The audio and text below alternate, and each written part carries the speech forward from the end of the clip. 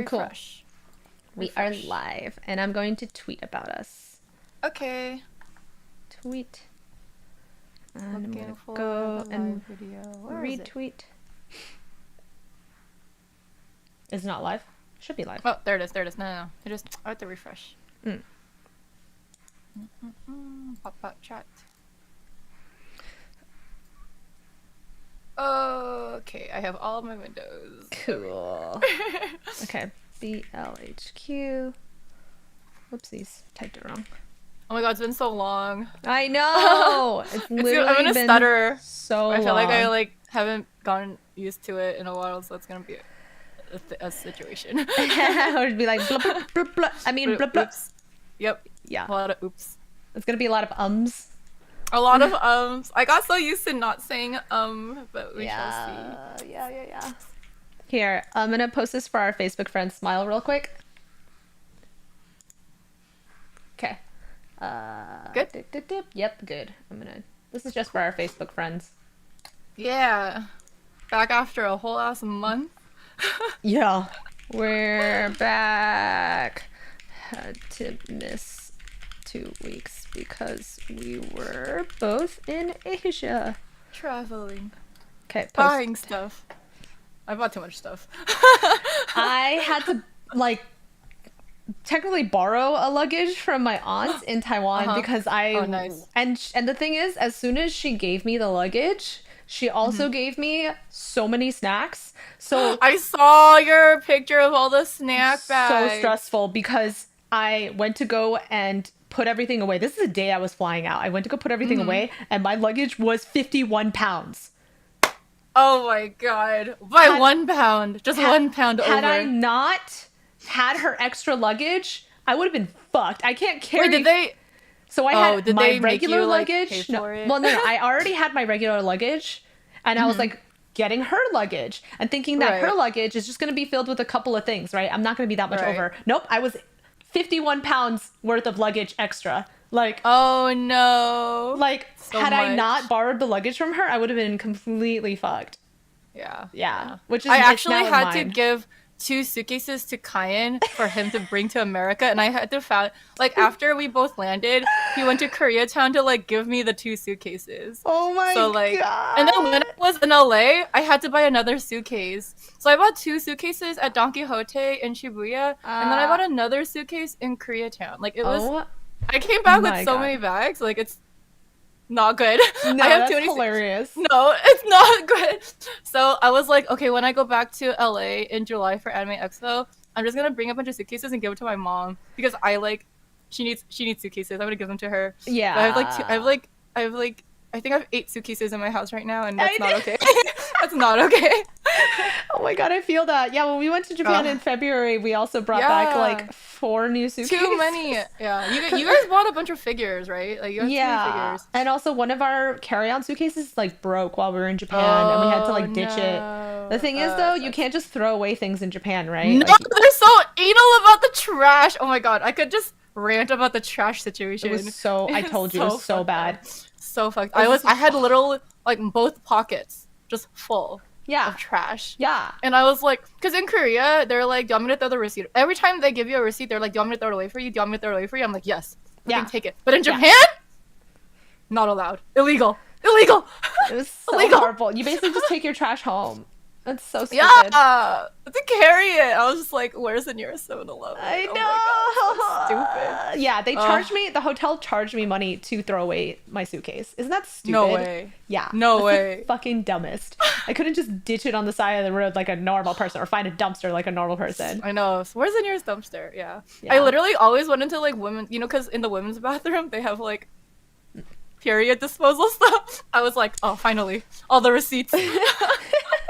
My onigiri plastic. All the trash goes into the period dumpster. Yeah. Oh my god, so stressful. Stress. Yeah, I hate it. But it's okay. I had fun. Yeah. Yay, I'm glad. I bought so much stuff. Actually, before we even start recording, I just want to show stream some of the stuff I bought. It was ridiculous. Yeah. Bro, I spent so much fucking money on books. Dude, I know, me too. All on, specifically on Murazushi stuff. I only bought Murazushi stuff somehow. Yeah.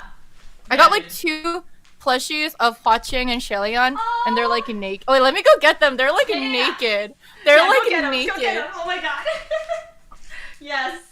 Oh my god. Okay. Oh, I have so much to show. This is great.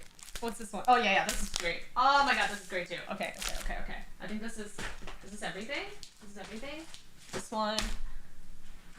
And then this one. My table is really full right now. Do I have anything else? Okay. All right. I'm ready. We're gonna do our merch showcase. So we're not gonna start the recording of the podcast yet. I wanted to like, while I'm like really excited, so I just want to talk about it right now. Yeah. I need to put my headphones in.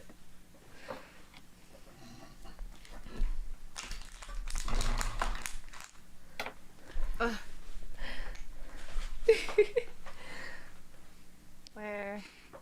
Can't hear anything. Okay. Dope. Hi. Okay. This is like some of it. So much stuff. Yes, I have so much stuff. It's ridiculous. Okay. All right. Let's each do one. Oh, let's each do one at a time. So... Easy. I'll start with the little stuff. Yeah. I got Xie Lian and Hua Cheng plushies. So cute. Yes. They're so cute. And this one came with the little stands. You can like place him on stuff, like take pictures with him when you're eating. That's so helpful. Cute, right? Yeah. Yeah. I have Hua Cheng and Xie Lian little cute. acrylics, but they're thick. Why are they so thick? They're like why are they so wide?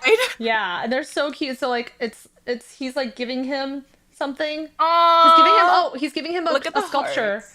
A little sculpture, and it's cute. so cute. Okay, I got this this figure box. It's so cute. It's this animal with the maple leaves. That is so cute. It's so big. This is the most suitcase space. Yeah, that one took up that one was really... like I would have unboxed it just to get. I know, but I didn't want. So I have another from this series, and the entire thing is actually a background, and you put the figures inside it. So I couldn't open it. Yeah, I get it. So I have Scumvillain. I saw those. Those are so good. Yeah, I got them at Anime in Taiwan. I was really surprised that they had them. Oh, that's awesome. Yeah. The Anime in Taiwan has a lot of BL merch. Yes, I'm not surprised. Taiwan is like, they have the best like book art too. Yes. Oh my god. Okay, I got a Gearus painted canvas. It is literally like a canvas painting with That's so Dude, good. I found this at a secondhand store for $30. Isn't that crazy? That's why I was like, yo, go to Otome Road, go to all the secondhand stores. They have everything. You specifically... This wasn't even in Otome Road. This was in fucking Shibuya. Oh, really? No, Shinjuku. This is in Shinjuku. Yeah, dude, that's awesome. Basically, you just go up to them like, hey, I want modal soshi, and they'll be like, oh, okay, I know what that is. There was like a whole section. I was like, I bought a lot from this yeah, because otherwise it's just like rhythm idol games, and I'm like, that's not what I care about. It's all Otome like mobile games. I'm like, I don't care. I don't care about these. Yeah. So this is pretty special. I'm friends with the guy who did the music for Banana Fish, and he gave me his Banana CD. Fish. Yeah, that's so nice. And but he didn't have a pen, so he couldn't sign it. But the band's called Survive Says the Prophet, and they also did Vinland Saga, so straight from his hands, which was cool. Okay, this is a collection of plushies. It includes Little Apple. The Xuanru turtle. That's awesome. The turtle bunny, slaughter. The turtle of slaughter, yeah. Bunny, the dog, Little Fairy. Oh my god, that's so cute. What the fuck? I know, and Wei Ying and Lanjan. Oh my god, that's the untamed version. Cute. So cute. There's like a big collection of them. Fuck, that's oh my gosh. so good. What a great... I've like never seen cute. Little Apple plushie I know! before. Like fairy? Little Apple? Are you kidding me? That's so cute. Such and the good turtle. idea. Wow. Yeah. Wow. Okay, so I have so much to show. I'm trying to figure out what the best are. So I met somebody in I met two BL people who in Taiwan who are BL fans, and she gave me this acrylic. She's like, I don't have anywhere to put this. I have that one. Yeah, it's so good. Yeah, she just gave the it to me. Ember art. Yeah. Like I'm like, in America, this is $50. This is fucking expensive, Mary. So she gave this to me. I was like, oh my god, you're so amazing. This is a acrylic of Lan and Wei. Hey, cute! It's from the anime. It's so good. Oh. It's very shiny. The box is really shiny. I haven't opened it yet because I like the box too much. Yeah, it's a good box. It's too nice. Yeah, it's like shiny. So the people who gave me that acrylic, they do cross-dressing. Oh, they do is that a photo book? Yeah, this is Soon Cosplay. They are so hot. Here, let me try and they are such a hot denji. Like, they also, oh my god, okay, so there's this one photo in here specifically. Let me find it. Okay. Wait, where is it? Oh, maybe it's in another photo book, but it's where he was wearing like a dog mask. Where is it? Is it not in here? No, it's not in here. Well, anyway, the photography is really good, as you can see. And they do a lot of like BL stuff. But ooh. Yeah, you can see like this. Oh, look at that. Yeah, I'm gonna. Ah, they're so hot. Yeah, they're so hot. They're so hot. So it comes with like these like fake Polaroids, basically, that are they signed them, as well as this is it. This is the mini. This is the book with the fucking. Oh my god. Okay, here we go. Here we go, guys. Feast your eyes. Feast your eyes. This is the bedroom set. Yeah, this is the bedroom set. And he's wearing a dog collar, the kind that like for the cone of shame. Like the cone for like surgeries. Yeah. And they just bought and he's over a toilet with a butt. Okay, so funny. I'm just gonna cover the butt with my hand. Woo! And cover the butt. Yeah, oh my god. So yeah, this is the dog stuff. So yeah, your turn. I'm just really excited. These are acrylics that came as gifts with the plushies. It's like a gotcha crane game. Oh. And it has wait, like move all it towards of them the camera. as, like, I can't see them. Oh no. Okay. Move it over to the middle. Yeah. There you go. Oh, that's so freaking cute. It looks like a little crane, and they gave me 2 of them. They're like free gifts. That's so cute. Yeah. So and it has. Wait, who does it have in it? Is it like with? It's the 6 plushies that has the turtle, the little apple. Yeah, and the bunny and fairy. What a great idea! Came with the plushies. That's so cute. So the same person also did Aki, and they are a really fucking hot Aki, especially when they have their hair down. Oh yeah, hair down Aki is nice. Oh, delicious. Oh my god, yeah. Yeah, so this photo book is amazing. It's really, really well done. This is... Wait, not this acrylic. I need to show you the other acrylic. This is my favorite acrylic. This is Wei Ying and Lanjan flying kites, except the kite is Wei Ying's Lanjan's uncle, Lan QianQiu. And it's like all angry looking. It's so funny. That's so funny. I can't believe... Look at this. It's so funny. It's like fucking Lan QianQiu, and he's a kite. And Lanjan's just holding bunnies. Oh my god. No, I love it when they disrespect him. I love that so much. I love that so much. That is the fucking hilarious thing. Wow. Yeah, I love it when they disrespect Lan QianQiu. It's so funny. He's so easy to tease. Yeah, dude. Oh my god. Oh my god. Okay, so then you know New Carnival? Oh, the game? So they did a New Carnival book. Oh my god, they gave you so many photo books. They gave me so many photo books, and I hid money around their house because I was like, "You're not giving this to me for free." As you do. So yeah, you're like, "Oh, this is cute. This is cute," and then if you guys don't know, New Carnival is like rated X for explicit. Like that shit is like they just have sex in the mobile game. You can see there's a bulge, a very prominent bulge. In this, there's a really good photo in here, at some point. Some of it's like not in the book, it's like in their like side things, but yeah, they gave me so many things. They gave me so many things. Nice. Okay.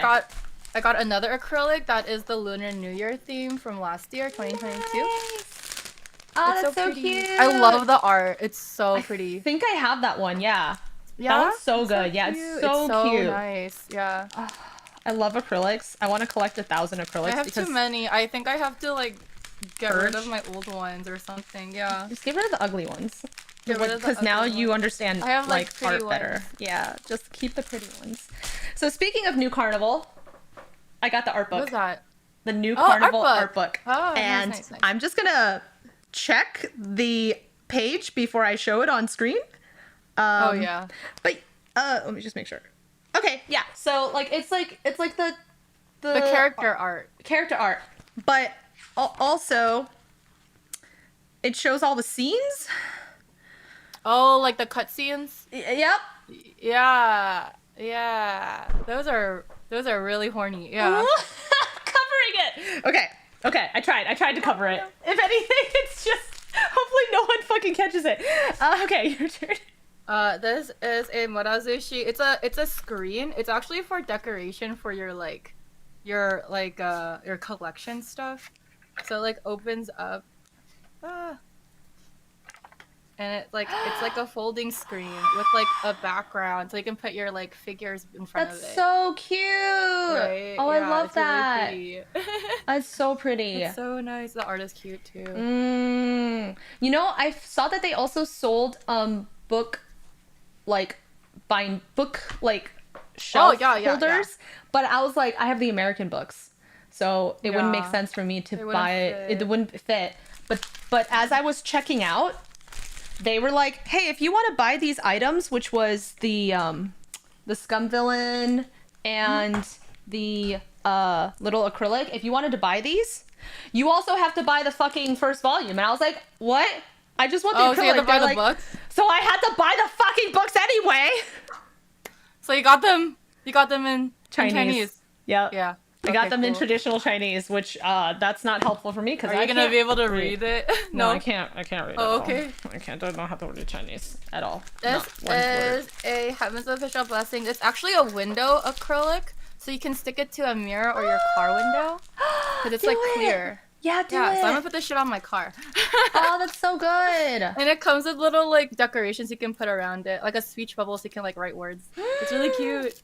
Oh, that's so cute. I've never seen this before, so me neither. Like, that's really good idea. Actually, now I want to make one for myself car as myself. vinyls? Yeah, with like speech bubbles and stickers. They're like reusable too. They're not like stickers, so you can just like tick it on and off, and you just like smart Windex. Yeah, so smart. So I went to a convention called Causholic, which is a 18 plus convention. Yes, or like 17 plus or like 16 plus, whatever Japanese people call it.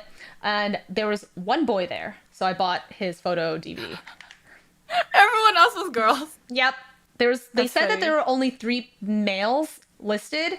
I found one of them, and he was just so tasty looking. So I bought his. I don't have a CD player, so I can't actually view any of these photos. So I paid money for.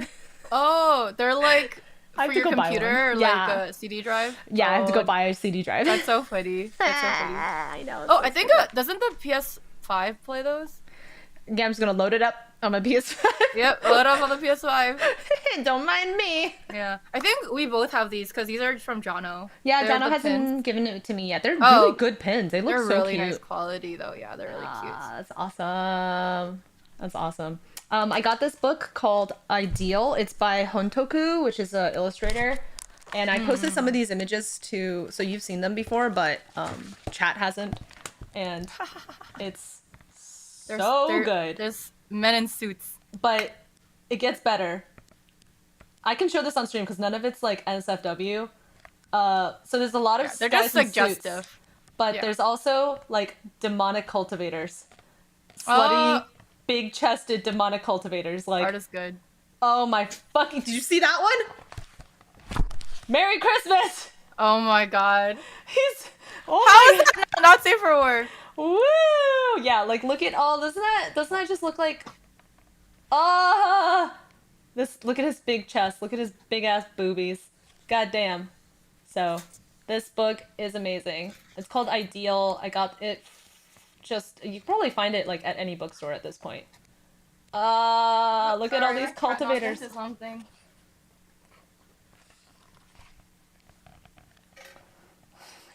I'm just gonna hold this page for Jenny. Oh my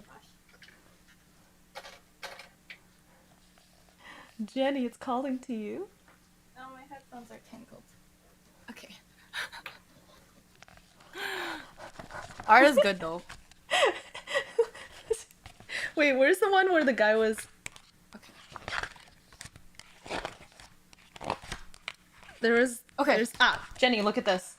Look at him. He's all like, look oh, at those that looks good. giant mommy milkers. Look at Oh those my big God. ass titties. He's so shook. This is what I imagine San Qinghua and Mobi Jun to look like. Mobi Jun is basically like a big old ice demon. He's like with a his thick big-ass ice titties. demon. Yeah. And San Qinhua's just a tiny little twink. He's like a tiny guy with a fucking top knot. Like he's just doesn't know what's going on. Anyway, so yeah, all the cultivators on here look amazing. So yeah, highly recommend this book. The art is so good. I got this Lanjan themed tote bag that I ended up using a lot in Japan because you need a shopping bag in Japan because they don't give you plastic bags. So this was like my go-to shopping bag like the entire trip, so this saved my life.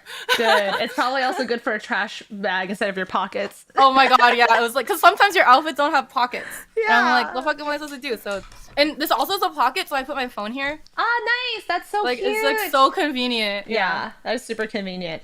So they have a bunch of new carnival content at the Taiwan Anime, so I bought the 2 main demons. Nice. This is so shiny. They're so shiny. I really like the finish on this. Like, it's prismatic.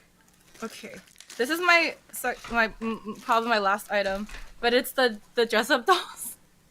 Yes, the naked dolls. So they came with outfits, but I haven't like put them on yet. So they're like very naked. I love that they're naked. That's so But their funny. hearts, their nipples are hearts. I love that. Look at his nipple. Wait, I don't know if he's gonna show. Look at his nipple. Oh my god. Oh my god.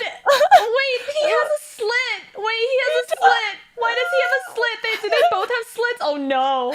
Oh no, they both have slits. They're not boys. They're so cute. girls. Though, look at his side braid. His outfit's like over here in this like container, but I had to put him on. Like they're so cute. That's so cute. I love that cute. so much. And they came with these little bags, so you can like carry them around in the front pocket. Cause it's a wrap bag like that Xie Lian uses to hold all his junk. That's so cute. So cute. Anyways, Oh these my god. These plushies are my love. I love them so much. Oh my god. I probably have more to show, but I'm gonna show this one instead. It was from a gacha that I got at the anime, and it is Bread Dad. It is a dad reading a newspaper, and he's made of bread. Bread. I'm not joking. There was a whole bread family with a bread dog, a bread daughter, a bread mom. Yes, I also got the bread mom. She says still in the package, but it was like, no, this is for me. This is specifically made for me because I like bread so much. Oh, here's a picture of the outfits that the dolls have. Oh, cute! They're like winter outfits. Yeah, bunnies. And oh my god. But like, okay, yeah, I only brought over my Danmei purchases because I'm also a really big fan of Detective Conan, and the new Detective Conan movie came out like a few weeks ago. So like everything was Detective Conan themed, and like there was Detective Conan cafe. I went to like 4 Detective Conan cafes, and pop-up shops. So like I bought a lot of Detective Conan stuff, but I'm not gonna bring that all out because I already put it away. So that's awesome. Yeah. Bread family. Okay. Why is there so much bread? Yeah, bread family. Yeah, I got I had more photo books to show. They gave me so many photo books. They gave me like 3 or 4 photo books each person. So yeah. Okay, cool. Yay! Our merch, our BL merch. All the merch. I was like, I promised myself this time I wasn't gonna spend money on merch, and then I know. I gave myself a budget. I thought it was a very fair budget, but nope. Yep. Yeah. Oh well. I also bought a lot of clothes, like so much clothes. I ended up not buying any clothes this time because I bought so many clothes last time, and then at the end of my trip, I had no clothes to wear, and I was like, "Oh fuck. no!" Yeah, and then I got finessed by Taiwanese sales girls into buying stuff. Yeah, like you're supposed to be like, come on, give me 10% off, right? I'm buying like so much. Why don't you like give me a discount? Yeah, you have to haggle. What about like a besties discount? Come on. And I couldn't do that. Instead, they were like, you know, that looks really good on you. You should buy another one. You should buy all of them in the same color. And I was like, I guess I will. All of them in the same color. That seems unnecessary. Well, I have 3 new pairs of pants now against my will. Just so you know. All the different colors. Yeah, all right, cool. Let's start our recording. Let me drink my drink for a sec, and then we'll press record. Hello, everyone that came in during our show and tell. Yeah, I hope the people watching on YouTube enjoyed all of our merch that we I did take a picture like of all my Danmei merch and put it in our Google Photos thing if you want to put it on the Patreon. Yeah, that's a good idea. I'll post it to Patreon. Cool. Yeah, I'm sorry for everyone who follows our podcast and realized that the last 2 weeks we didn't post anything new. It's because we just ran out of content. Yeah, both of us were really busy on our trip in Asia and we didn't get a chance to record. Yeah, and we both I was just on vacation mode. Yeah. Yeah. I would get home at like 11 p.m. every night, so that was it wouldn't be worth it to like try and record. long days. Long days. Because I also like randomly woke up at 7 a.m. every morning. Like for no alarm, just I woke up at 7 a.m. every morning. Yeah. It was stupid. Not me. I woke up at like 9 or 10. Oh, real? Rude. That's rude. All right, cool. So let me take a look at our doc. We're recording now, which is great. All right. What's up? Oh no, there's a helicopter going overhead. Love it. Love it. Great. Thanks so much, helicopter. LA. I know. LA's great. It's just loud noises all the time. How do I sound, chat? Do I sound good? Does Jenny sound good? Are our levels good? Do I sound okay? Should I be closer? Oh wow, that helicopter is above us. Oh, yeah, there's search. I can actually hear a little bit. Oh, I heard it. That's crazy. Guess we'll just talk about other things. A thunderstorm today. Literally, while I was typing, the power went out 3 times. Oh no! It was so annoying. I was like, ugh. Like I turned on the computer and so I just like gave myself an hour break because I was like, this storm was just shit. You should put a UPS. I have one.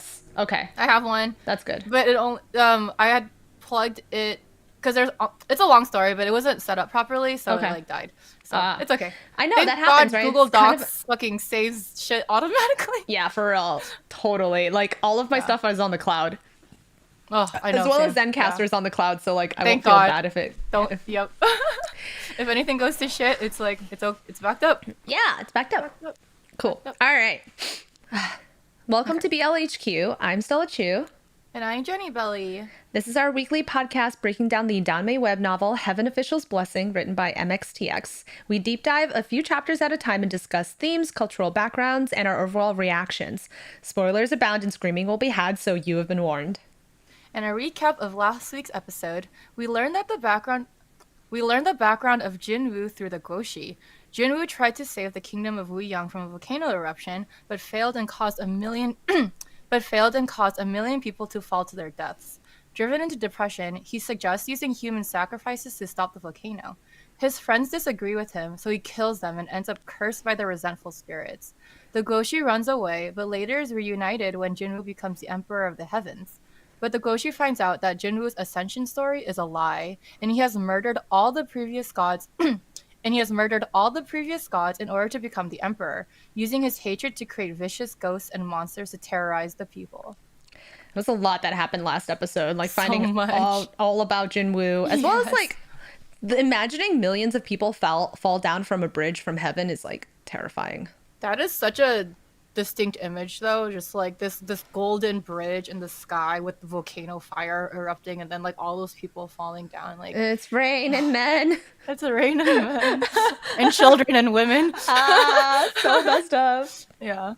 Chapter 220, The White Emperor Sets Life and Death Riddles in Secret. The Guoxi says that the kiln could not only create monsters, it could also set curses, dispelling the misfortune it accumulated. For example, the child that Xie Lian saved during the royal parade, the child was born under the Star of Solitude. When the Guoxi first saw him, he sensed an abnormal amount of He sensed an abnormally evil aura covering the child. Most likely, the day he was born, the child had absorbed all the dispelled misfortune from the kiln, causing bad luck wherever he went. Hearing this, Xie Lian turns to Hua Cheng, conscious of the fact that the Guoxi is unknowingly talking about him, but Hua Cheng only gives Xie Lian a smile. So it's literally revealed that Hua Cheng's bad luck is literally caused by Jun Wu. Everything is a circle. It comes around. I cannot. Yeah, that was so surprising to me when I found that out. I was like, Yeah. really, Jun Wu? Really? That too? Mm. The Guoshi continues to say that with a fate like that, most likely the child's parents died early, and if they survived, they would be disgusted with the child and abandon him. The child would suffer endless abuse and not live past 18. Not only that, he would cause everyone around him to die or suffer. That's why he wanted Xie Lian to get rid of him as soon as possible. Xie Lian can't listen anymore and says, Master, please don't say anymore. Hua Cheng chuckles and says, the Guoshi really is quite accurate in his readings. Xie Lian's hands tremble as he thinks of Hua Cheng's mortal life, and Hua Cheng grabs his hand tightly. The Guoshi says that Jun Wu has always been sending Xie Lian riddles to test him. The human face disease was the first riddle. If Xie Lian had unleashed the disease on the Yong'an back then, he would have passed. Instead of banishing him, he would have helped him cover up the truth and turned him into his heir. But Xie Lian answered wrong, and he was banished. During his banishment, Jun Wu sent another test, terrorizing him with white no-face until Xie Lian lost his mind. But Xie Lian failed again and asked to be banished a second time. White No-Face could have killed Xie Lian, but Jun Wu didn't want Xie Lian to die. He really likes him and only wants him to turn into a copy of himself. So therefore, Jun Wu descended to defeat White No-Face. While Xie Lian was banished the second time, Jun Wu had countless opportunities to slowly educate him until Xie Lian changed his heart. But when Xie Lian ascended that third time, he was serene and unchanged, not the puddle of rotten mud that Jun Wu expected to see. Feeling impatient, Jun Wu then sent more and more riddles to Xie Lian. The first was the ghost groom case, and Jun Wu even sent the fetus spirit to Xie Lian to guide him halfway through. He was hoping that when Xie Lian found out the truth about the ghost bride, he would secretly tell Pei Ming to cover up the scandal and let Xuanzhi continue to cause trouble. But instead, Xie Lian acted honestly and offended Pei Ming. The second case in Banyue Pass started from an empty shell, which was likely sent by Jun Wu. Once again, Xie Lian acted in a way that offended Pei Ming and even caused Pei Jr. to get exiled. And though all the gods showed disdain to Xie Lian, he only showed gratitude towards Jun Wu, who was responsible for the disdain in the first place. Hua Cheng says that on top of that, Jun Wu most likely kept an eye on Xie Lian during his 800-year banishment and already knew of his history with Lan QianQiu. Yet he still put Xie Lian on a mission with Lan QianQiu with bad intentions. During the case with the Reverend of Empty Words, Xie Lian was about to leave the incident alone, but he was pulled into the situation when the fishermen were dragged into the calamity. Jun Wu was likely the culprit then too. Xie Lian finally realizes that every step he took after his third ascension was under the close watch and control of Jun Wu. Not only is Jun Wu testing Xie Lian, making him choose between two difficult paths, but he's also using Xie Lian to cut down the powers of the other heavenly officials. Jun Wu is paranoid after killing the previous heavenly dynasty, so he maintains control over everything and does not allow any officials to catch up to him in power or status. He most likely already knew about Shiwudu, switching Xi Jingshuang's fate and Blackwater's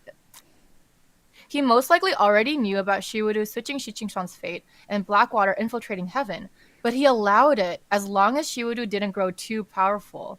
As soon as the Water Masters started dominating the heavenly court, growing more arrogant and fearless, then the truth got leaked to Hushuan. So, in a way, it was Jun Wu controlling how powerful everyone got, and once they got too powerful, then he would cut them down. Mm-hmm. Ugh. Hua Cheng realizes that the reason Jun Wu changed the kiln's function from creating new creatures to birthing a supreme was to create balance. As long as there are powerful ghosts creating havoc in the mortal realm, there would be people praying to the gods for help. The more they pray, the stronger Jun Wu becomes. When Xie Lian was in Mount Tonglu and discovered the murals, Jun Wu intentionally created fake clues to confuse Xie Lian and make him think he was related to the crown prince of Wuyang, to cause him to doubt himself and his actions. With Xie Lian's heart weakened, Jun Wu could easily manipulate him in the direction he wanted. Jun Wu simply can't tolerate how similar he and Xie Lian are, but how they have chosen different paths. Hua Cheng speaks up. I already said they aren't alike at all. Suddenly, the Goshi turns on Hua Cheng, asking, What's wrong with you? Since earlier, the Goshi was wondering why Hua Cheng's smile is so insincere. Just because he's the Ghost King, he thinks he can be impolite? Does he have any idea how old the Goshi is? Hua Cheng raises his brow. Then the Goshi pulls Xie Lian aside and says that he saw them kissing. Xie Lian coughs nonstop and says that he was just borrowing spiritual power. But the Goshi grows somber and says, Your Highness, what's going on? Could it be that because you've been cultivating for so long and avoiding women that you've changed your ways? You became the gay. You turned gay. You turned gay. Xie Lian waves his hand crazily and says, "It's not anything like that." The Guoxi says doubtfully, "Then could it be a trait from birth? Well, I never noticed. All right. This part of you certainly isn't like him." Yeah, you're very different from Jun Wu because you're gay. And he's not gay. Yes, Goshi, makes sense. Xie Lian shouts, "Wait, that's not it either." The Guoxi sighs relieved. "Don't be afraid, Your Highness. I wasn't going to lecture you on anything. I won't guide you on something I myself am not an expert in. Besides, you've already come through after so much. What's there left to worry about? Men or women, it doesn't matter, as long as you yourself are happy." Xie Lian rubs his red face and says in a small voice, "I am very happy." At least the Goshi is supportive. So supportive. So supportive, just like a good dad should be. But the Goshi adds with glum confusion, "How come after 800 years he settled on a supreme ghost king?" Xie Lian is taken aback. The Goshi says, "I'm not saying you've got bad taste. It's not bad. I'm sure big girls and little maidens all like your type. But a supreme ghost king is very aggressive. I'm telling you." He's like, "Yo, man, like women, they're just gonna be gentler on your dick, but a supreme ghost king, he's gonna eat you alive." He's really aggressive, man. Yeah, you gotta He's watch really your aggressive. butthole. I'm telling you, Your Highness, you gotta think things through, alright? Once people like that cling onto you, you can forget about ditching them. Xie Lian tries to interrupt, but the Goshi continues on. "I'm absolutely right on this. I'm telling you, by the looks of this crimson rainsalt flower, I can tell his fortune must be twistedly fierce. Each mountain higher than the next. The essence of evil smothering and suffocating. It's practically like..." Hua Cheng appears behind them and says lazily, "Practically like the Star of Solitude, right?" Xie Lian covers his face and silently shuffles behind Hua Cheng. Hua Cheng smiles and raises his brows. "My smile certainly is quite insincere, but to tell it to the face of the man himself that he is the Star of Solitude, disaster reborn, worst of misfortunes, his parents both dead and can't live past 18. It's not very nice, is it?" The Goshi only realizes that Hua Cheng is a little boy that Xie Lian saved, and his eyes slowly widen. Oh my god. So goofy, this chapter. Oh my god, Goshi, please. Yeah.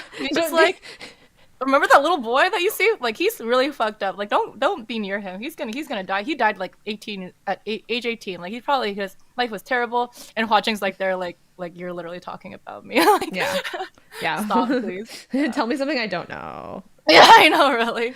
Yeah. Oh my god. I just love how he acts like a dad. Like, he's just... Yeah, he is. 100% a dad. She's basically the father figure. It's so good. It's such a good chapter. Yes. Okay. All right. Chat. Is there anything in chat? Let's see. Everything's coming up on Evil Overlord. Yep. Literally, he is the source of all terrible things that happen. He's like the Yingling patriarch. I'm just gonna blame him for everything. Oh yeah, blame every little thing that happens on the one person. But in this case, it's accurate. Yeah. Yep. Yeah. That's so goofy. I love it. Hello, Kate Payne. Welcome back. Hello, Kate. Yeah. We're almost to the end of the book, right? There's one more. This is the last arc. There's the arc where Jun Wu, like goes crazy and like gets revealed. Like, we still haven't gotten the kaiju arc. Yeah, we're about to go into the kaiju arc, and then we have to go back into the cave. Like, it's a whole thing. Yeah. Okay. Yeah, there's still more. You're right. Yeah. Okay, next chapter. Chapter 221. Meet the Ghost King hiding in the palace of the Crown Prince. Hua Cheng smiles genuinely for once. The Goshi is shocked that Hua Cheng is the small boy that Xie Lian saved, the one born under the Star of Solitude that almost burnt down Mount Taisong? That almost burnt down Mount Taisong. He turns to Xie Lian and says the Supreme Ghost Kings are dangerous. He's been coming on to Xie Lian from such a young age, so persistent. It's been 800 years. He's been stalking him for 800 years. Too scary. Xie Lian pleads for him to drop it and not talk about it anymore. Inwardly, he thinks that the Goshi would be even more horrified if he saw the Cave of 10,000 Gods. But the Goshi is still too shocked and says that Xie Lian should be careful, or else Hua Cheng will take advantage of him and deceive him. Xie Lian protests that Hua Cheng would never do that, and Hua Cheng adds dryly that he would deceive everyone except Xie Lian. The Guoshi turns on Hua Cheng and says that he is cunningly taking advantage of the fact that Xie Lian is ignorant about these matters. There are so many ways to lend spiritual power, and which method did he choose? Didn't he lie to Xie Lian and take advantage of him? Xie Lian cries out, making random noises, trying to stop the Goshi from speaking further. All right, let it go. It doesn't matter how long it doesn't matter how, as long as it's Lent, right? It's all the same, all the same. Oh my god, I love when Xie Lian's panicking. I love it. Xie Lian changes the subject and asks, what should they do now? Hua Cheng says that Jun Wu is most likely setting up another riddle for Xie Lian to solve, but the Goshi doesn't want to change the subject. He says, Your Highness, don't change the subject. I'm giving you advice. Don't let perversions confound your mind. Don't let perversions confound your mind, or to be oh my god. Don't let perversions confound your mind, or to be deceived by pretty words. I say he is. But Hua Cheng suddenly interrupts with a dark voice. Guga, someone's come. Xie Lian and Hua Cheng leap up into the ceiling beams to hide.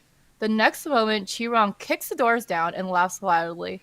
Wahahaha! The heavenly realm is nothing! It turns out that Jun Wu let loose all the locked up ghosts in heaven. Qirong sees the Goshi and yells, You friggin' Goshi, friggin' old man, undying old man. Remember how you looked down on me and wouldn't take me for a disciple? What do you think now? A slap in the face, right? It's karma. You deserve this kind of end. Guzi pops up from behind Qirong, timidly looking around the great palace. Qirong says to him proudly, Good son, do you see? This here is the heavenly realm, and now it's your daddy's domain. Guzi is shocked at this information. He's never been in such a grand, beautiful building before. Really, Dad? This place is so big. Qirong replies, Of course. If you don't believe me, watch. Tui, tui, tui. I'll spit wherever I please, and who dare to tell me off? Guzi hesitates and then says, Dad, it's not very good to spit on the ground. It's so beautiful and clean here. You'll dirty it. Qirong is stumped silent. Guzi criticizes him for being a bad role model. Goshi criticizes him for being a bad role model for children. I know words. Goshi criticizes him for being a bad role model for children. Even Guzi is more mature than him. Qirong is embarrassed at being lectured at by both sides. You friggin' old man? What the hell do you know? Pretending to be some elder. I won't allow you both to discipline me. And you, how dare you speak to your old man like that, you ungrateful brat? But then Qirong guiltily wipes away his spit with his feet, pretending as if nothing happened, and drags Guzi out. Before he leaves, though, he graffitis the walls of the palace of Lingwen. The number one ghost king of the 3 realms, the green ghost Qirong, was here. After Qirong leaves, the Daruma doll of Lingwen falls out of Xie Lian's sleeve and shakes with rage at the spit and graffiti. Xie Lian jumps down to tuck the doll back inside his robe. The Goshi shakes his head, mourning that Qirong has not changed even after 800 years. Hua Cheng glances at the wall and says with disdain, hideous. The Goshi agrees that the writing is hideous. In fact, the only thing more hideous is the hellish writing over the gambler's den in Ghost City. Lamau. Hua Cheng is silent. That's his writing that the Goshi is talking about. Xie Lian desperately tries to laugh it over. Master, I've also seen that set of verses you speak of, and I thought it was pretty well written. It's very full of style. I rather like it. The Goshi is confused. How could Xie Lian have such a bad opinion? His calligraphy was taught by the world-class masters. He should know the difference between beautiful and hideous writing. Did his taste fall apart? What exactly is so good about that ugly writing? Oh my god. He Wow. keeps insulting him. He keeps insulting Hua Cheng so, underhandedly. Yes. Accidentally. Xie Lian laughs nervously. Master, please don't say any more. Thankfully, he's interrupted by Hua Cheng reporting that Jun Wu is heading to the palace of Xie Lian, of the palace of Shenle. The Guoshi says that Xie Lian has to hurry back, and Hua Cheng has to hide. His 3 friends, the mountain spirits, are currently trying to break free of Mount Tonglu. Once they're here, they'll have a better chance of winning. Xie Lian and Hua Cheng hurry back, but Jun Wu has had a head start on them and is closer to the palace. Xie Lian is scared that Jun Wu will see the petrified guards and empty palace, and when suddenly the Rainmaster appears, stopping Jun Wu on his path. The Rainmaster says that she has a gift for Jun Wu that she forgot to bring out earlier, and invites him into her palace. Jun Wu agrees and changes directions, and Xie Lian breathes out a sigh of relief, praising the Rainmaster and promising to light incense sticks for her. Xie Lian and Hua Cheng are able to return to the palace first, and Hua Cheng unfreezes the guards, who do not realize that anything is amiss. But just as Xie Lian reaches his inner chambers to relax, the guards announce that Jun Wu has arrived. It seems that the Rainmaster wasn't able to stop him for very long. Hua Cheng quickly hides behind a long curtain, and Xie Lian jumps into the bed, pretending to sleep. Jun Wu enters the inner chambers and says quietly, "Shenle, are you resting?" When Xie Lian doesn't respond, he sits at the table and pours tea. The Rainmaster has given him a box of carrots as a gift, and he sets it down. Then he says gently, "Shenle, I made you stay here properly for your own good. There are many things that as long as you listen to me, the end result will be much better." Xie Lian continues to pretend to sleep with his back to Jun Wu, but inside he is raging with anger. Jun Wu then says, But not only did you sneak out to play, you even brought someone back to hide in your chamber. It seems you really don't listen to me anymore." Did they catch on? No, I mean, like, obviously. Obviously. He's been watching him the whole time, it seems. He knows everything. He's seen it all. There is a little end chapter note from MXTX, or from the translator, that the entire conversation while Hua Cheng is talking with the Guoxi, Hua Cheng actually uses the honorific you instead of calling him by his title or his name. And this is notable because Hua Cheng only uses that word you with Xie Lian and the Guoxi. So he kind of puts them like separate from everyone else he considers useless trash. Because, like, technically the Guoxi is, like, the father figure. Yeah, I guess so. I didn't... These things I don't know because my Chinese is terrible and they don't translate this stuff. Yeah, I only know how to say ni, right? Which is you. Mm-hmm. It's casual, right? I don't even know if there's, like, a formal way of saying it because modern Chinese is so different than Korean and Japanese, because like Korean and Japanese, you guys have like so many levels of formality, and in Chinese, like we don't really have that. Actually, the first time that someone ever talked to me in third person was the girl who gave me one of the books, like Chihiro. She was like asking like, "Oh, so when is Stella going to be coming back to Taiwan?" Like she said in Chinese. I was like, "You mean me?" It's just like, "Yeah." And I'm like, "Yeah, you refer to them by your name." Yeah. That's very common in Korean too. You refer to people by their name. You would never say you.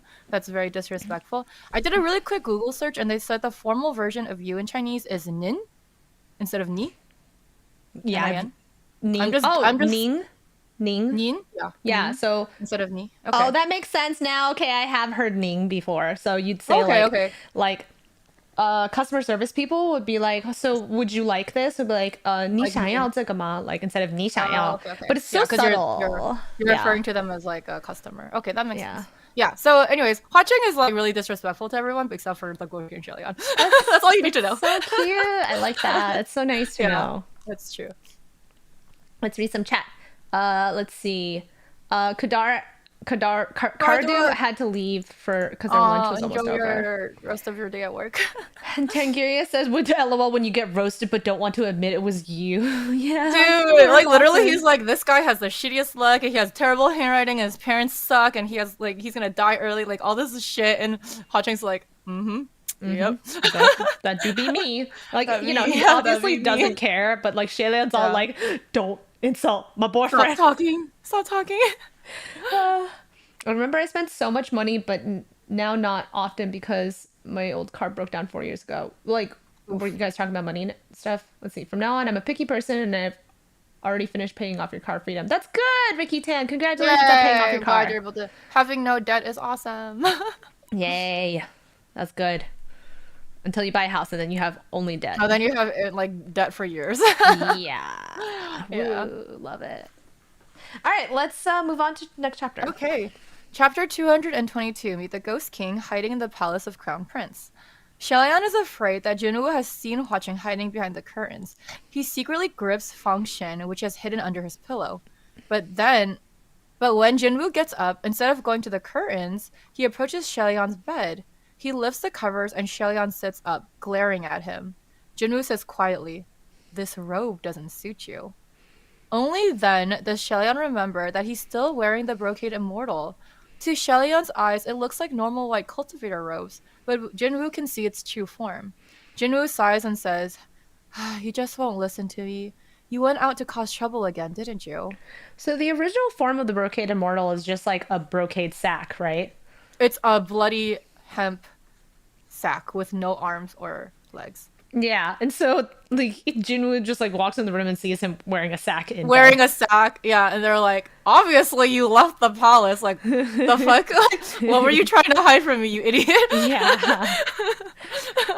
Behind Jun Wu, Hua Cheng quietly raises a corner of the curtain, revealing his face. His hand drifts to the silver scimitar on his belt, deciding whether or not to make a move. Xie Lian doesn't think that it's the right moment, so he discreetly shakes his head.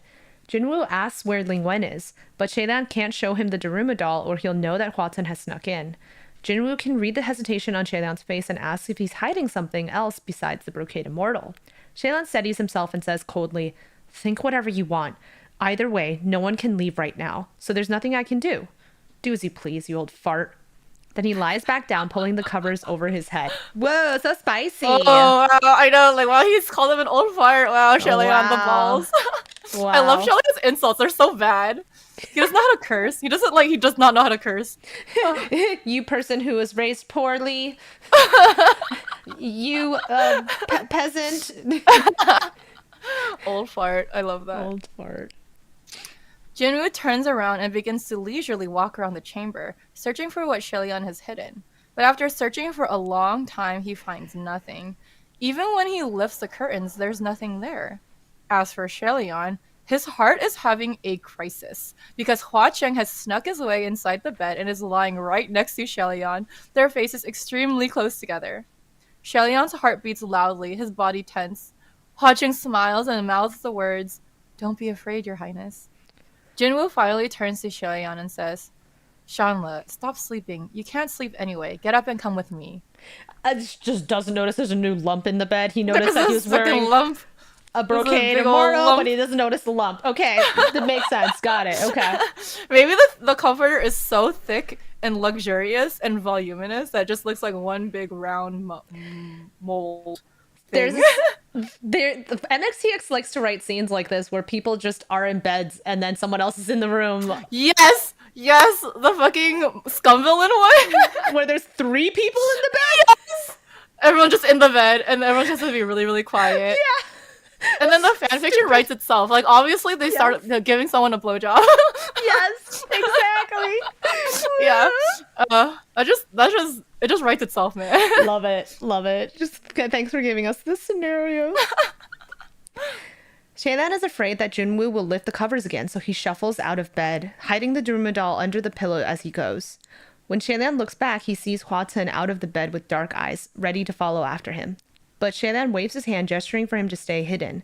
Jun Wu, who is walking ahead, calls out, "What's wrong? Why aren't you coming? Is there something in bed that keeps you behind?" Woo! Xie Lian immediately picks up the box of carrots and follows after Jun Wu, saying, "It's nothing. Can't I be hungry?" Jun Wu looks down at the box and says warmly, "If you like this, I've got more. I'll send them to you another time." As they walk outside together, they suddenly hear the voice of Qirong. "Ha ha ha ha ha! Feng Shen, you dog! This demon king is trampling your palace right now. What are you gonna do about it? What? Come fight me! Ha ha ha ha!" Qirong has written, "Qirong was here," all over Feng Shen's golden palace, and he jumps around the roof, shattering shingles and screaming. Guzi is next to him, looking very aggrieved. But when Feng Shen ignores Qirong, he gets bored and moves on to Mu Qing's palace, doing the same exact thing. But Mu Qing only rolls his eyes and ignores him too. Oh my god. Why? Everyone just like ignores him. Poor Guzi. He's like, I know. He's so embarrassing. Dad, why are you like this? Please get down. Dad, what are you trying to prove? Stop. Please stop. Please stop. But I love that Goosey's just like this kid who's not disappointed in his dad. He's just embarrassed, which is like totally different. He still looks up to him, and he's just like, so my dad's sad. misguided. So cute. Qirong grows angry and moves to Quan Yi's palace. Yet unexpectedly, as soon as he steps foot on it, a divine statue of Quan Yi blasts out of the palace and smashes into Qirong, knocking him off the roof. Quan Yi uses his own divine statue as a weapon. Guzi is stupefied and shouts out, "Dad, are you all right?" Qirong says furiously, "Quan Yi, you shameless idiot! You dare use underhanded ambush... You dare use underhanded ambush against me?" Guzi replies confused, "Dad, how is that underhanded?" Qirong replies, "You stupid son, as long as he wins against me, no matter how he did it, it's all underhanded. Otherwise, how can he possibly win against this ancestor?" Guzi says, "Oh my God." Xie Lian covers his face, embarrassed that Qirong is his cousin. Everything is an ambush. Everything is an ambush. Yep. That's so stupid. Jun Wu calls out to Qirong. When Guzi sees Xie Lian, he excitedly shouts out, "Scrap cultivator Gaga!" Qirong snorts, "My, who's this? Ain't this cousin Crown Prince?" Xie Lian ignores him, so Qirong continues to harass him more, saying that even though he was haughty besides Hua Cheng, he's now like a lost dog besides Jun Wu. Xie Lian remembers that Hua Cheng once told him that Jun Wu must really hate him. Jun Wu orders Qirong to stop talking nonsense, and let loose his subordinates. Even though Qirong talked big against Jun Wu in the past, now that he's really standing before him, he can only obey unwillingly. All of them head to Pei Ming's palace. Wow. Mm-hmm. That's intense. Just suddenly Jun was like, go do this, and Qirong's like, "Let me go do it." Okay, sir. Yeah. Oof. I mean, we talked about this before, but we all have to remember that even though Qirong's super annoying and stuff, like, people who are loyal to him are loyal to him. All of his subordinates actually follow him. Yeah. Like, he has a big following. He has a big gang. And they all, they all like him. Even though he's stupid, he's like still a almost supreme ghost. Yeah. And his son just loves him, So he's actually, even though he's like an asshole, like, he's actually has pretty like admirable in his own way. He's so stupid. He's so stupid. He's so dumb. When they approach the palace, they hear shouting and crashing. Okay. Crashing. Oops. Okay. They hear shouting and crashing from inside. Xie Lian rushes in and sees that the entire palace is a mess. Xuanji clings to Pei Ming in a chokehold, her face green, her teeth red, and her eyes savage, as if she wants to bite Pei Ming's neck. At the same time, Banyue is pulling her back, choking her neck too. On the other side, the broken sword Rongguang is aimed at Pei Ming, as if wanting to piece him. But the sword pierce. That was like confused, like piece him. Mm-hmm. As if wanting to pierce him. But the sword is held back by Pei Jr., so it can't move. Behind Banyue and Pei Jr. is Keimo, trying to attack them, but Pei Ming is holding him back. Xuanji and Rongguang shout about who gets to kill Pei Ming first. It's like chaos. A big lump of everyone fighting everyone. Oh, man, that's so funny. Xie Lian feels endless sympathy. He wants to go rescue Pei Ming, but Jun Wu's hand on his shoulder stops him. When Jun Wu enters the palace, everyone falls to the floor as if their strength was all sucked away. He orders Pei Ming to go down to the mortal realm and break up the human array in the capital. If he does this, he will return Pei Ming's status as the martial god of the north. Pei Ming glances at Xie Lian and says that Hua Cheng is guarding the array. He won't be able to fight him easily. Jun Wu says that he doesn't need to break the array forcefully. He'll pretend to go and help, and once he's entered the array, he'll break away, causing the array to be ruined. At least Jun Wu still thinks that Hua Cheng is at the array. Yeah. He still thinks that. So nothing is amiss. Who's at the array? You'll find out. The scene that I forgot. It's literally a scene that like my brain forgot you did? Happened. Oh, that whole situation? Yeah. Like you told me already, but I'm going to relive it, which is nice. Okay, great. That's perfect. We can relive it. Yeah. All right, let's move on to the next chapter. Chapter 223, Coiling and Encircling, Silver Butterflies, and Blessings Lantern Shield. Xie Lian warns Pei Ming that if he breaks the array, the human face disease will break out and kill millions of people. Jun Wu replies that Pei Ming has a choice. Either he breaks the array, or else he'll release Wanji, Rongguang, and Keimo on him. Pei Ming asks for time to decide, but Jun Wu says, my patience is limited, so I don't want to give you too much time. And then he releases the 3 ghosts and shuts the door of Pei Ming's palace. Xie Lian hears... Okay. Nothing. Xie Lian hears screaming and ripping noises inside, and he wants to go help. But Jun Wu keeps him in place with a hand on his shoulder and moves him to another palace.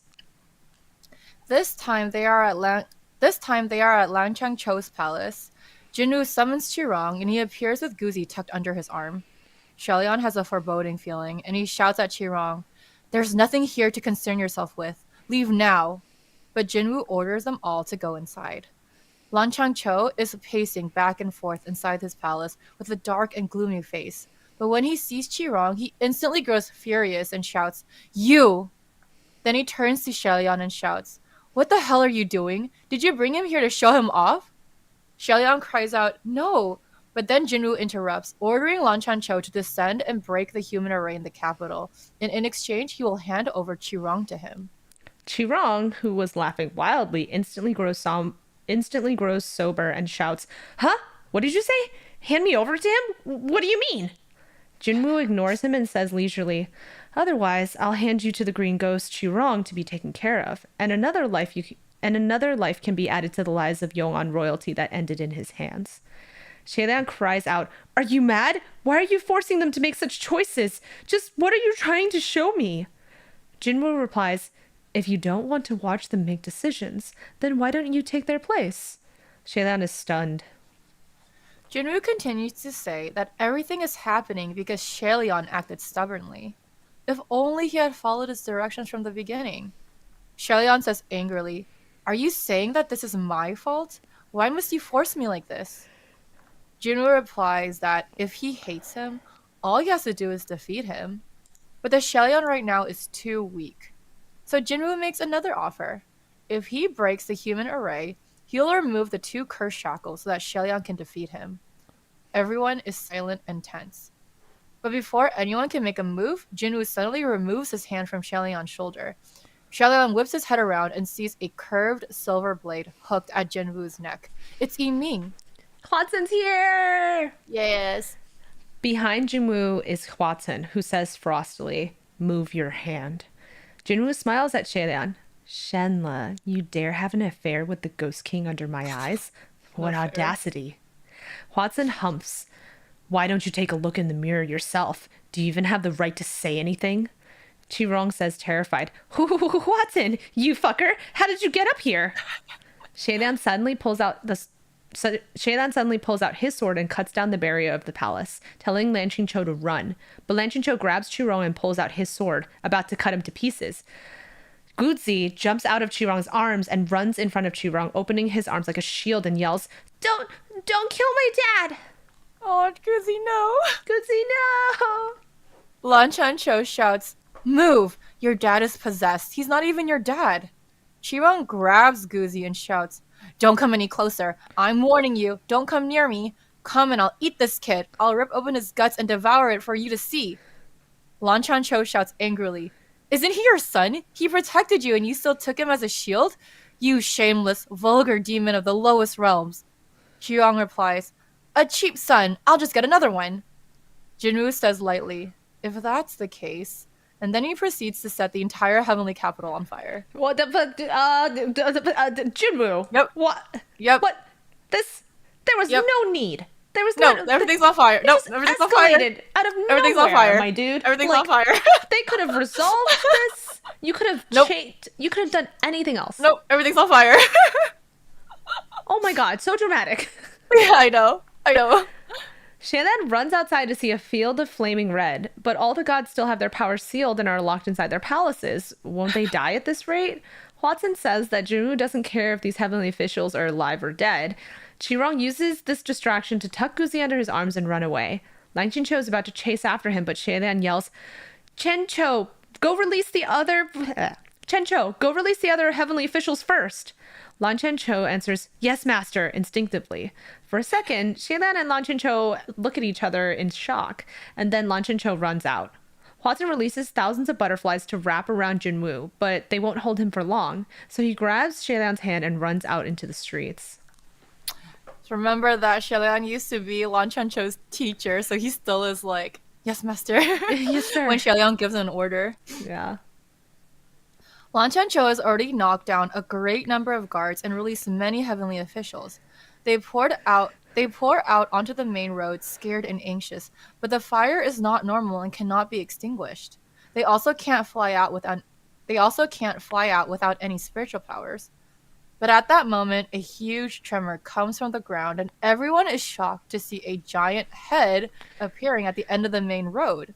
This head is too big, bigger than a golden palace, and has a compassionate, peaceful smile. It's the divine statue of Xie Lian. Xie Lian is dumbstruck. Wasn't that statue on Mount Tonglu? How did it fly up to the heavenly capital? But upon closer look, he sees something sparkling all around the body of the statue. It's actually millions of silver butterflies and blessing lanterns wrapped around the statue that caused it to fly to heaven. Oh my god, Hua Cheng, oh my god. Remember that the lanterns are expensive. They are $1,000 gold each. They cost a lot of money. But they all have the ability to fly into heaven, so he's just like, oh yeah, I'll just tie a bunch of fucking lanterns to this statue that's like 1,000,000 meters tall. That's fine. Wait, but where? So who did it Let's though? solve this problem with the money. Listen, Yin Yu is not available, so who tied the lanterns to the statue? I bet he has. Oh, maybe the butterflies. He could have controlled all the butterflies. So all the butterflies are like, all right, what kind of rope should we use? Silk rope. Ties it down. This is so ridiculous. He's so extra. Hua Cheng is so extra. This is the most extra chapter coming up as well. Yeah. Like the kaiju episode. Oh yeah, the kaiju battle is about to happen. It's so extra. I was reading it, I was laughing because I'm like, this is ridiculous. I agree. It's oh my god. It gets like just otherworldly. It's like a whole other genre. Yes. It's no longer like wuxia. Yeah, was MXTX just distracted? She was watching Gundam or Godzilla and was like, it's just like, ideas. Yeah. What if I just I've always liked a good kaiju battle. All right. Yeah. Let's do the next chapter. Okay. Chapter 224. Turning world upside down, battle fiery demonic fortress in the sky.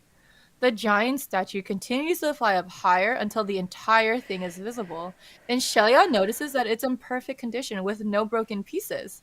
He says delightedly, "Sanlang, you fixed it?" Hua Cheng smiles. "If I have to come to the heavens to pick Gaga up, I can't come empty-handed." Xie Lian tells all the gods to hurry and jump onto the statue, but everyone is terrified when they see Hua Cheng standing next to him. Suddenly, Lan QianQiu's palace explodes, and everyone turns to see that Jun Wu is standing there amongst the rubble and fire. He has broken out of the silver butterflies. Black aura and white light bursts out from Jun Wu's body. He watches Xie Lian intently as he slowly walks forward, and with each step, raging flames burn beneath his feet, blowing wildly into the heavens. The gods all look upon him in terror, finding him unrecognizable.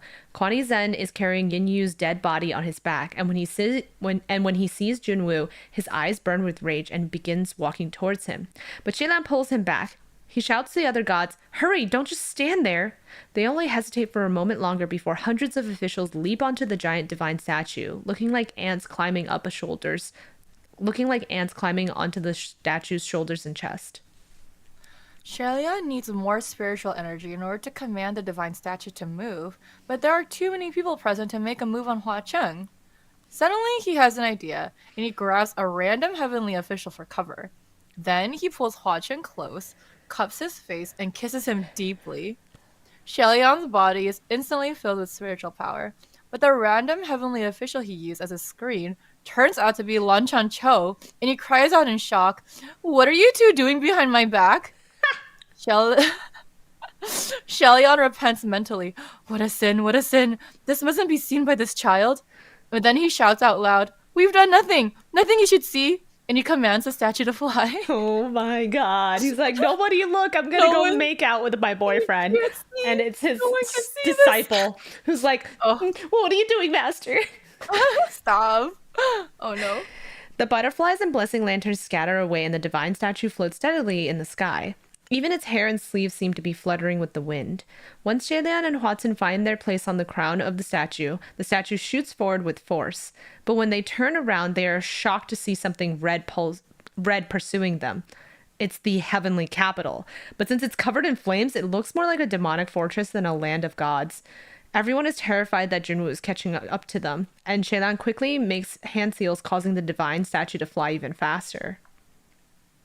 But even then, the heavenly capital seems to be speeding up too, catching up to them again. Xie Lian starts to feel dizzy from using so much spiritual power. Hua Cheng is helping him up when suddenly they hear the Guoshi shout out, "What are you all standing there for? A bunch of heavenly officials still need to borrow spiritual energy from a ghost king to make your escape? Aren't you all embarrassed of yourselves?" Some of the heavenly officials shout out in outrage. "Who are you? What right do you have to lecture us?" The Guoshi replies, "It doesn't matter who I am, even though when I was in the upper court you were still playing in a sandbox somewhere. The point is, hurry and place your delicate golden hands on this divine statue and give as much spiritual powers as you can.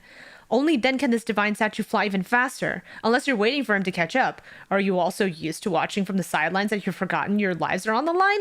You all still need me to remind you of something like this?" The officials feel ashamed and go to work, putting their hands on the divine statue and injecting it with spiritual energy.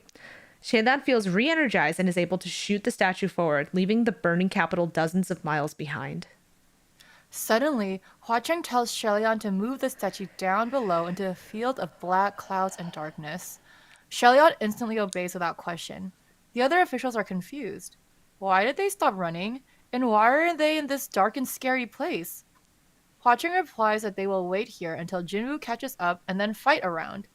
The officials are alarmed. Why must they fight? There's no chance of winning. One person even calls Xie Lian stupid, and the Guoshi kicks him and threatens to push him off the statue. But Xie Lian is not afraid and has complete trust in Hua Cheng and waits quietly. When the red light of the heavenly capital is seen half a mile away, Xie Lian suddenly sees something moving in the darkness beneath him. It rises and folds like waves. Xie Lian realizes that Hua Cheng has brought them to the black water demon lair. Just as the fortress comes closer, 4 bone dragons shoot out of the darkness and shoot a powerful stream of water at it. The iron and steel walls are broken down, and Xie Lian is impressed. Since the last time he encountered the dragons, they weren't this ferocious. The gods in the statue are dumbfounded. Jun Wu is chasing them to kill them, and Hua Cheng and Blackwater are helping them. What a strange scene this is. But Jun Wu's flames aren't extinguishable, even with demon water. The more the bonefish and dragons attack the fortress, the more angry the fire gets, and it burns its way into the water. Soon, the surface of the sea is covered in flames, and the water ghouls howl and wail underneath. Xie Lian grows nervous and says, Is it okay that we brought such a mess to Blackwater's domain?" Hua Cheng replies, "Don't worry about those things. He owes me money. Fight however you will." Suddenly, someone points ahead and shouts, What is it doing?" Xie Lian looks and his heart jolts. So this is the only line in the book that indicates their relationship between Blackwater and Hua Cheng, and it's that Blackwater owes him a lot of fucking money. Yeah. Blackwater is in a lot of debt. Yeah. He's poor. He can't afford anything. He's very poor. He's just living off of Hua Cheng's like fucking generosity. And there's so many fan fictions out there that focus heavily on the fact that Blackwater is poor. In debt. In debt. So much debt. He always puts it on a lot of tab. MXTX does imply that the reason he's in debt is because he eats a lot of food and he purchases a lot of food. But also, Blackwater has lived many like lives as like spies in Heavenly Capital and pretending to be a lot of people, and that also requires money. So it's a combination of many things. And he probably doesn't receive any what's it called? The blessings from the He gets no blessings. merits. No one's fucking worshipping Blackwater. Yeah, so he doesn't Everyone's really get worshipping merits. Hua Cheng, and he has a gambling den. Like, he's loaded. Exactly. Yeah, Blackwater's not good with money. He's only good with revenge and eating. Yep, basically. That's all he knows what to do. Yep. Yep. Even though he represents the Earth Master, he probably doesn't receive any of the Earth Master's merits. Yeah, I don't know how he would like claim it on his taxes because and a lot of the people identity theft. And a lot of the people he like impersonates are like lower junior officials or servants. So yeah. And Hua Cheng doesn't pay him for any of this. nope. There's some fan theories where Xie Lian or Hua Cheng is like babysitting Blackwater's fish while he's like out spying and stuff. That's why he has such a good relationship with the fish, and like the fish like want pets from Hua Cheng and like love him because like they remember him from like him taking care of them. So cute. Yeah. I love it. Oh man. Awesome. So funny. So I hope you guys liked those, what was it, 5 chapters we just covered? Yeah, we did a lot of chapters. Yeah. Enter here. Yay. We did it. We're back on the thing, the podcast. Woo. I'm gonna try and edit this tonight so I can have it out on this week. Like published on Spotify and Apple Podcasts tomorrow. Sounds good. Yeah, because tomorrow's Wednesday. Woo.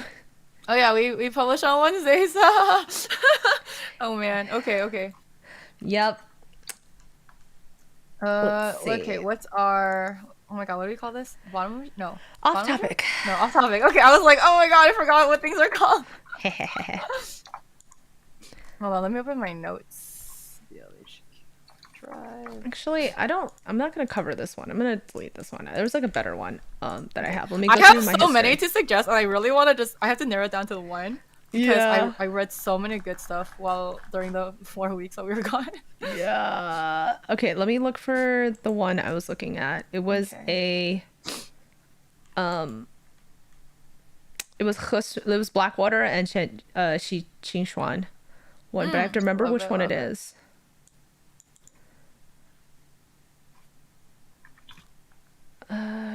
Do. 47. Okay. Is it in my bookmarks? Let me look at my bookmarks. Okay. Aha. Okay, so I'm gonna put the title in here. Okay, same. Real quick. I just put mine in. Oh, Marge's daughter. I love them. Yeah, you probably read this one then. That's good. Yeah, it's a good one. What year did it come out in? 2021. So. Oh yeah, I definitely read that. I read all of their books. Yeah. They're good.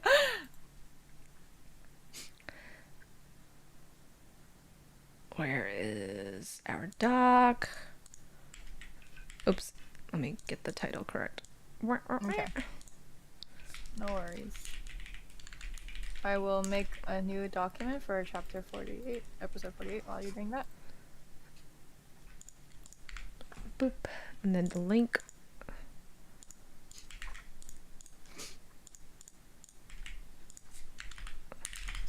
Okay. So, yeah.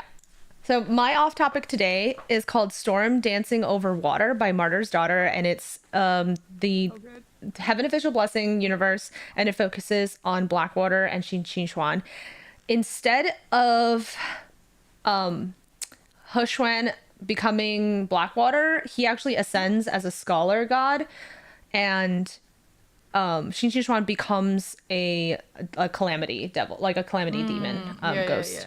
Yeah, supreme ghost.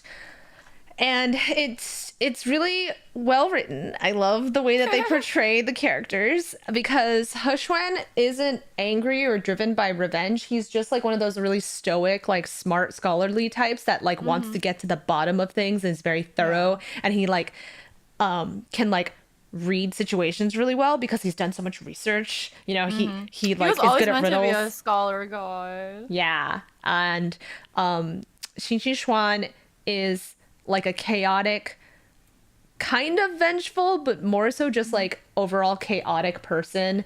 And his title is Storm Dancing Over Water because he literally dances in like his like typhoons. Like he manages like storms and typhoons over the oceans, and it's because he's like resentful against his brother who abandoned him, Shiwudu, because Shiwudu ascended to heaven, leaving Xin Shi behind, and like that was like the same day that Xin Shi died. So that's what like turned him into a resentful ghost. And the reason why they end up coming together is because He Xuan is sent by Ling Wen to go and investigate the fourth calamity, storm dancing over water. Like we don't have any info on him / her. Please go like examine who this person is. And for most of the fic, Xin Shi is actually a woman, and they flip-flop between male and female, but they spend a lot more time as a woman, and convinces He Xuan to like change into a woman as well, and it's extremely smutty. There's like so much smut, and there's a lot of GL in it. Like it's mostly GL. There's some hetero scenes, but it's mostly just GL, and it's great. There's this one scene in which they're floating in the clouds during a rainstorm, and it's hot, and they do it on top of a giant fan. Love that. Yeah, yes. It's a great fic because it's a lot of like, where like Xin Shi like self-hatred, you know, like hating their past, hating everything that's happened to them, and falling in love with He Xuan, and He Xuan like not understanding that he himself has feelings, and sometimes he has feelings. He's like he doesn't understand why he has like violent tendencies towards Xin Shi. It's because like his feelings are like lust and like love and obsession. It's kind of like how Lan Wangji views Wei Wuxian. He's like, I want to bite him. I'm just gonna bite him because I don't know why, but he makes really me aggressive love. Yeah, really aggressive. Yeah. So I like him so much I'm gonna bite him. So that's He Xuan, and it's great. I mean, of course, it's gonna resolve in the end. So it's like angst with like happy ending type of thing, but the journey is really good. Yeah. Speaking of angst with a happy ending, I started reading this fiction, and I have to give you a warning that it is 277,000 words, so it's like ridiculously long. Oh my God. It is ridiculously long. It is like a 4-part novel series. Okay, like it is a really long 46 chapters. The thing is like, but when I started reading it, I had no idea the word count, and then I was like scrolling, and you know the little scroll bar. You know how the little scroll bar, it does not move. It didn't move at all. It was like there for like 3 hours, bro. But okay, so it's a Modazushi fanfic set during the modern times zombie apocalypse, and it's okay. I don't want to say anything too much because it's like I don't want to give anything away because a lot of thought went into this about like how the zombie apocalypse started, like who's behind this, like what's like there's a conspiracy theory like embedded into this, and so basically it starts off with like Wei Ying. He's going to pick up Lanzhan at the train station because Lanzhan was away for a year on like getting his doctorate, and he's finally coming back to China, and they're really excited. He's gonna go drive over he goes to the gas station to pick up Lanzhan his favorite snacks. But while he's there, there's an explosion at a like an amusement park nearby, and everyone's like, "What happened? Is that an earthquake? Is that a terrorist attack?" And then they see a bunch of people just like a bunch of car crashes and like running. It's like, you know, very end of the world, you know, zombie apocalypse first episode thing happening. And so Wei Ying ends up basically getting trapped inside this fuel station with a mother, a 6-month-old baby, an old couple, and the cash register person. And it kind of goes terrible from there because like the cash register person's like dad, he tries to come and save him, but he gets like fucking murdered in front of everybody. The old couple decides to like betray everyone to like save themselves, but then they end up dying. And then like the mother, she gets like, they all end up stuck in a freezer, the mother, the baby, and Wei Ying, and it's like really traumatic, and they've been there for like 3 days and they're starving, and the mother dies in the freezer. And so Wei Ying is left with the 6-month-old baby whose name is A Yuan, so that's like Lan Yuan. And he's left with this baby, and he ends up taking care of him, but he feels guilt because he knows that the mother loved him, and he feels like he's like taken this baby and the love from the mother, and like he's just trying to survive the fucking zombie apocalypse. But he finally makes it back to his car and tries to go to his brother and sister's house to check up on them. But when he's there, he finds that the entire house is empty and the kitchen is like full of blood, like just fucking fucked up. Like there's the blood all over the floor, all over the walls, and he is like devastated, and he goes up to the second floor, and he's like about to like just die. He's like like everyone is dead, like he couldn't get in touch with Lanzhan, and the train station's probably overrun with zombies, and like everyone around him is dead, all and he's just seen so much trauma in the last few days. But the only thing keeping him alive is like that baby crying and like needing him to like be alive so that he can take care of him. And I won't say like, and it just goes crazy from there, because this is like 277,000 words. Like, she wrote a lot. It is really well written, and it felt like watching a movie. It felt like watching The Walking Dead. Like, it was so good. It's so fucking well done. And like the way the zombies look is sort of like the undead in like Murazushi. Like, they have black veins and like pale eyes. And so they have this whole other scene where they run into like Xiao Chen and Song Lan and the blind girl, and everyone. The blind girl is normal, but Song Lan has turned to a zombie, but he's like a conscious zombie, but everyone's afraid of him because he has the black lines, and they're trying to look for their husband, the husband, Xiao Chen, who's been kidnapped by Xie Lian, who's like fucking murderous psychopath. He keeps a zombie, like, he keeps like a carnival of zombies, and he puts people inside a pit with zombies to see who, like, how long they'll survive, like, because he's like fucking psychopath. And also like when Xiao Chen got separated from his family, Xue Yang blinded him and pretended to be another person so that he can like keep him locked up for shelter, and like takes like creepy photos of him while he's asleep, and like pretending to be a whole other person, and like telling him that his like husband and children are dead. So like, it's like, oh my god, like, it's so like, it's like the Ghost City arc, but like way worse. Like, it was so fucked up, and I was just like, wow, this would make such good TV. Like, it's so well written. It's like really, really full of plot and plot twists. Lanzan is like really a few blocks away the whole time. So the whole thing with Lanzan is, so he came in from the train station. He got separated because he was trying to call Wei Ying, but Wei Ying has a cheap ass fucking phone with like no way to recharge it because he's stupid and poor. So they lose touch. But his brother, like Lan Huan, was obviously like looking for him. So he like drives to the train station to go look for him. But like there's zombies fucking everywhere. And Lan Huan thankfully like knows some martial arts, so he brought like a machete with him. He's like killing zombies. And he finds Lanzhan, but he like had trapped himself inside, like barricaded himself inside the bathroom of the train. And he has a concussion because he like was fighting a zombie until the zombie like he was saving a woman until the woman turned into a zombie, and then he felt guilty like trying to kill him, but then she ended up with a concussion. So he was like knocked unconscious in the bathroom for like a few days. And so Lan Han finds him, and they go to his uncle's house, who they thankfully have like a secluded cabin in the woods, and they're just trying to survive. But it turns out, okay, so also, like, Neo Hai Song, you know how, like, he's, like, an idiot? Like, you know how he's, like, stupid? He had built an underground party palace, which has, like, you know, soundproof bedrooms, a dance floor, an aviary for his birds, like, a full kitchen. Like, he bought a palace. He made an underground palace as, like, a party hangout place because his brother was annoyed with him always hanging out in, like, their house. So thankfully that turns into like an underground zombie bunker. And the entire time, Neo Hai Sung is like upset because he was like, this is supposed to be a party palace. Like, I don't understand why this is happening to me. Like, it's so great. Oh my God. But like later on, Wei Ying finds Wen Ning, who was he was kidnapped and turned into a zombie as like a part of a medical experiment, and he was sort of like patient zero.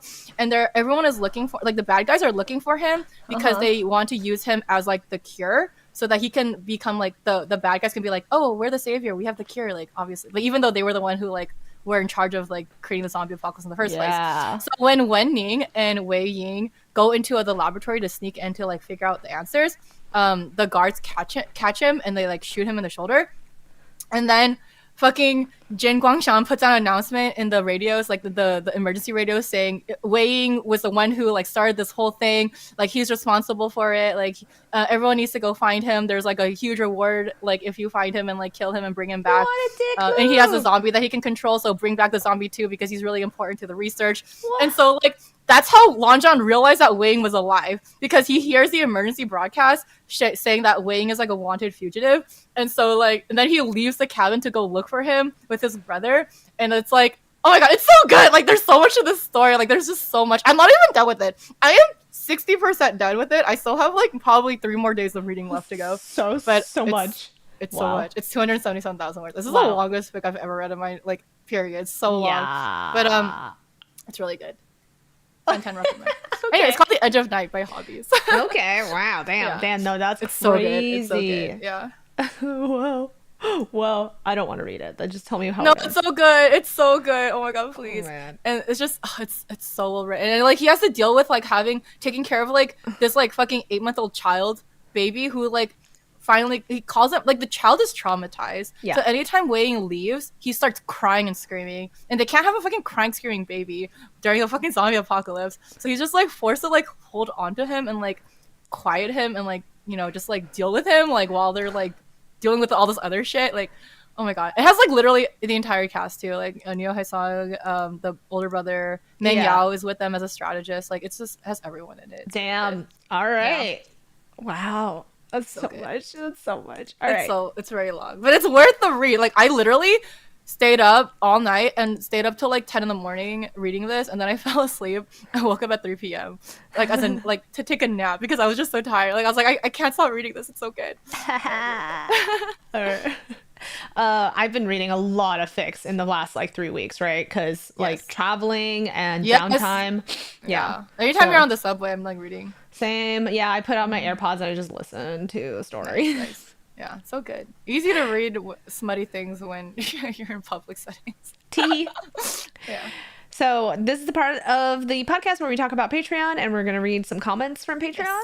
Yes. On episode 44, Bottom Show, Kate says, Jenny asking if there's any happiness in this wreck. Lamau.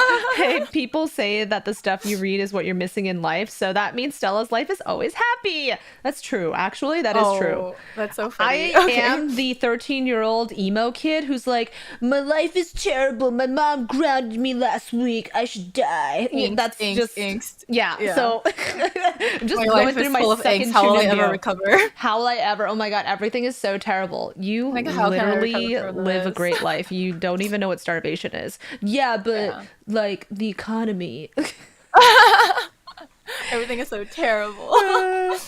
Let's see, but she says that she reads a lot of Dragon Monsters Smut. Double Dragon Dig. Do it. Yeah, they're excited to check out the Rex that we recommended during the bottom show. Yay, I'm glad. And then Kate says on the episode 45 Bottom Show, I need one of these tags. They look so cool. Both of these books sound awesome. I can't wait to read them. Yeah, I'm glad you like the merch. I still have to list it on a storefront. Oh yeah, we haven't posted it anywhere yet. I will be taking them to Acon with me. If you guys are in the Dallas area, I will have them with me at my Dallas convention. So yeah, we'll have more in the future at some point. And we during April we also got 2 new patrons, so that was pretty dope. Oh my god! Thank you for joining us, new patrons. Yeah, and we also like to thank our C20 here. So thank you to Owl. Thank you, FazeBoy23. Thank you, Kita. Thank you, Kate. Thank you, George. Thank you, Rob. Thank you so much for supporting us at our highest tier on Patreon. Yes, that tier basically just pays for literally everything, including all of the merch that we purchased while we were overseas, right? I literally bought like, I don't even want to name a number. It's really it's kind of scary to think about. I know, yeah. Don't think about it. Don't think about it. Just ignorant. Live in ignorance. But mostly it actually pays for all of our fees of running the podcast and stuff. So did you know hosting a podcast, you have to pay money for that? You used to not, right? Way back in the day. I did not know that until we started this. Yep. There are fees. And if you don't follow us on Patreon, make sure you follow us on Twitter. We retweet a lot of smutty art and fanfics. I also posted a link to the zombie fic I'm reading because I love it. Woo. Oh god, what was the fucking quote? Somewhere in there. I only underlined the one that Goshi said because I was like, what a nice dad. It's a good quote.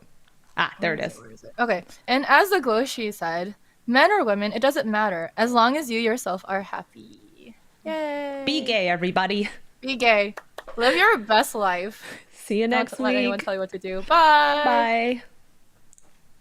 Woo! Cool. We did it. We did it. Look at Oolong. Thanks for hanging out with us, chat. Thanks for watching our stream today, and we will be back again next Tuesday for episode 48.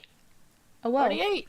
Whoa. Me and Jenny are going to go record our bottom show, which is only available to our patrons. Exclusive. Ooh. It's where we talk about smut in detail. Oh my god. We should talk about the one we read together. Okay. Which one? I figured out which one. Inception. Oh, okay. Yeah. Okay. Oh god, that was such a good one.